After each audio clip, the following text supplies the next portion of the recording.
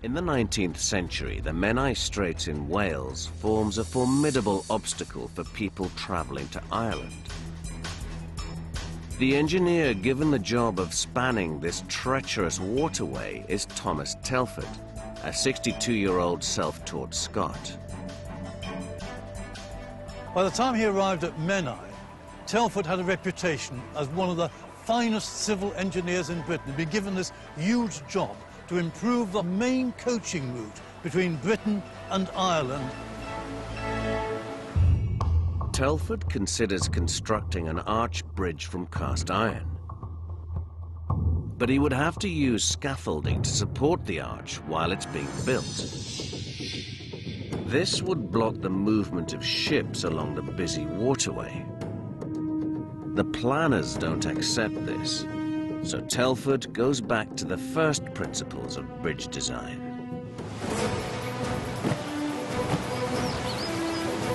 Rope bridges have been used to cross rivers since ancient times, and mountaineers like Mark Handford still use them today.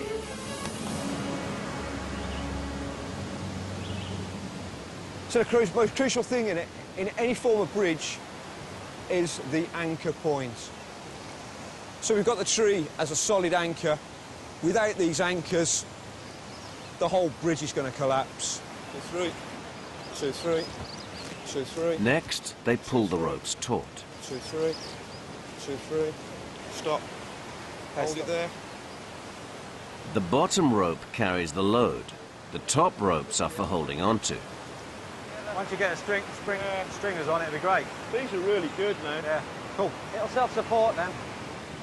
Tying them together forms a rudimentary suspension bridge.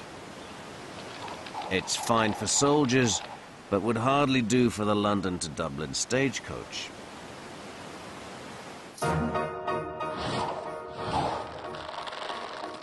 Adding planks of wood to form a deck makes the bridge easier to cross. And iron chains allow it to carry heavier loads, but the deck still sags. To build a truly modern suspension bridge, the engineers must find a way to flatten the sagging deck. The answer is to suspend it from stone towers.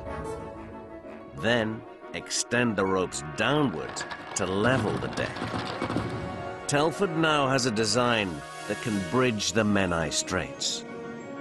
But he still has the problem of securing the chains at each end.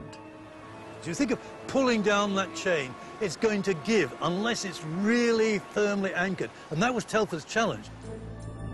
Somehow, Telford must anchor the chains not to the trees, but deep into the rocky banks on either side of the straits. To do so, workers blast their way through the rock to create an 18-meter-long tunnel. At the end of the tunnel, they position strong iron frames.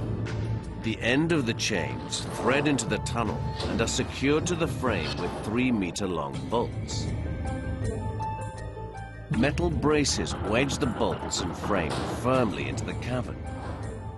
The only way this anchorage can fail is if the rock gives way. Telford triumphs.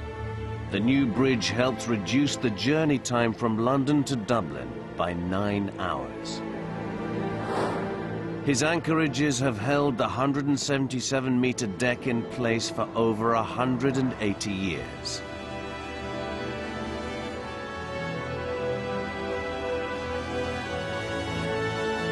Today, it still carries thousands of vehicles every week.